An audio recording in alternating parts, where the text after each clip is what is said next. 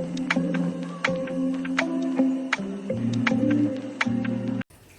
morning students. இன்னைக்கு நம்ம 11th biology first lesson the living world lesson பார்க்கலாம்.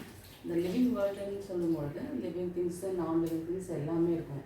அந்த human beings, birds, animals அந்த மாதிரி living thingsம் மலை ஆறு அந்த மாதிரி நான் லிவிங் திங்ஸும் இருக்கும். லிவிங் திங்ஸ்னால் என்ன, நான் லிவிங் திங்ஸ்னால் என்ன அப்படிங்கிறத நம்ம இந்த லெசனில் பார்க்கலாம். ஆக்சுவலாக அவங்களுக்கே தெரியும் லிவிங் திங்ஸ்னால் என்ன இருக்கும், எப்படி இருக்கும், நான் லிவிங் திங்ஸ்னால் எப்படி இருக்கும் அப்படின்னு உங்களுக்கு தெரியும். பட் நம்ம சில கேரக்டர்ஸ் வச்சு தான் லிவிங் ஆர்கானிசமா நான் லிவிங்கா அப்படிங்கிறத சில கேரக்டர்ஸ் வச்சு தான் நம்ம டிஃபைன் பண்ணுறோம். அது என்னென்ன கேரக்டர்ஸ்ன்றதை இந்த லெசனில் நம்ம டீட்டெயில்ஸாக பார்ப்போம். சரிங்களா? ஃபஸ்ட்டு வந்து growth, reproduction, ability to sense environment, metabolism, ability to self replicate, self organise, interact, emergency, இந்த கேரக்டர்ஸ் தான் வந்து மெயினாக இது வந்து லிவிங் ஆர்கானிசமா இல்லை நான் லிவிங்கா அப்படின்னு சொல்கிறதுக்கு இந்த மெயின் கேரக்டர்ஸ் தான் நம்ம வச்சு டிஃபைன் பண்ணுறோம். சரிங்களா? இப்போ க்ரோத்துனா என்னென்னா, க்ரோத்துக்கு வந்து ஒரு ட்வின் கேரக்டர்ஸ் இருக்குது. இது ரொம்ப இம்பார்ட்டண்ட்டு. இப்போ நீங்கள் நீட் எழுதினாலும் சரி 1 மார்க்லேயும் வரும். இதை ரொம்ப நோட் பண்ணுங்கள். க்ரோத்தோட ட்வின் கேரக்டர் என்னென்னா increase in mass, increase in number. இதை தான் வந்து க்ரோத்தோட ட்வின் கேரக்டர்ஸ். க்ரோத் வந்து லிவிங் ஆர்கானிசமில் மட்டும் நடக்குமானா இல்லை நான் லிவிங் ஆர்கானிசம்லையும் க்ரோத் ஆகும். சில டைமில் நம்ம பார்த்தோம்னா தண்ணி ஆறில் வந்து தண்ணி ஜாஸ்தியாக போகும். இது இப்போ வந்து அதிகமாகிடுச்சு அப்படின்னு சொன்னோம். அது ரெண்டுத்துக்கும் லிவிங் திங்ஸில் க்ரோத் ஆகிறதுக்கும் நான் லிவிங்கில் வந்து க்ரோத் ஆகிறதுக்கும் ஒரு டிஃப்ரென்ஸ் இருக்குது. என்னென்னா லிவிங்கில் வந்து இன்சைடில் வரும். இப்போ நம்ம சாப்பிட்றோம், நீங்கள் சின்ன குழந்தையா இருக்கீங்க, சாப்பிட்றீங்க, பெரியவனாக வளர்றீங்க. சரியா? ஒரு சின்ன பிளான்ட் இருக்கும், நீங்கள் வச்சுருப்பீங்க, திடீர்னு அது ட்ரீ ஆகும். இது வந்து எப்படின்னா அதோட இன்சைடில் நடக்கிற சேஞ்சஸ்னால லிவிங் வந்து க்ரோத் ஆகும்போது அதை வந்து க்ரோத் இன்சைட் லிவிங் திங்ஸ்ன்னு சொல்கிறோம்.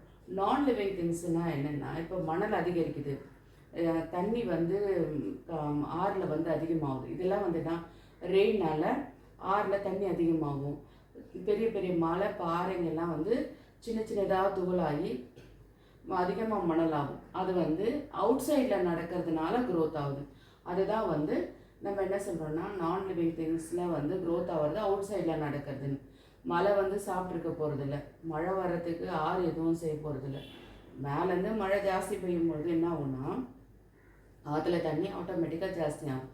ஸோ இது அவுட் சைட்னா ஷோர்ஸ்னால அது க்ரோத் ஆச்சுன்னா அது வந்து நான் லிவிங் திங்ஸ்ன்னு சொல்கிறோம். நம்ம ஒரு லிவிங் திங்ஸில் க்ரோத் ஆகுதுன்னா இன்சைடில் நடக்கும். இன்சைடு மீன்ஸ் நம்மளுக்கு வந்து நம்ம சாப்பிட்றது அந்த மாதிரி விஷயங்கள்னால நம்ம க்ரோத் ஆகும். இதே மாதிரி எல்லா யூனிசெல்லுலார் ஆர்கானிசம்லேருந்து மல்டிசெல்லுலார் பெரிய பெரிய அனிமல்ஸ் வரைக்கும் எல்லாத்துக்குமே வந்து லிவிங் ஆர்கானிசமில் க்ரோத் நடக்குதுன்னா இன்சைடில் ஏதோ ஒரு சேஞ்சஸ் நடக்குது, அதனால தான் அது வந்து க்ரோத் ஆகுதுன்னு சொல்கிறோம். சரிங்களா? ரீப்ரொடக்ஷன், அது வந்து நான் இப்போ வந்து ஜஸ்ட்டு ஃபுல்லாகவே என்ன இருக்குது அப்படின்றத ஒரு இன்ட்ரோ கொடுத்துருங்க. ஒன்றுத்துக்கும் தனியாக வந்து க்ரோத்னா என்ன, ரீப்ரொடக்ஷன்னா என்ன, செல் டிவிஷன்னா என்னன்றத மொத்தமாகவும் பார்க்கலாம். சரிங்களா? ரீப்ரொடக்ஷன்னா செல் டிவிஷன்னா என்னன்னா யூனிசெல்லுலார், மல்டி செல்லுலார், அதிலெல்லாம் டிவிஷன்ஸ் நடக்கும்.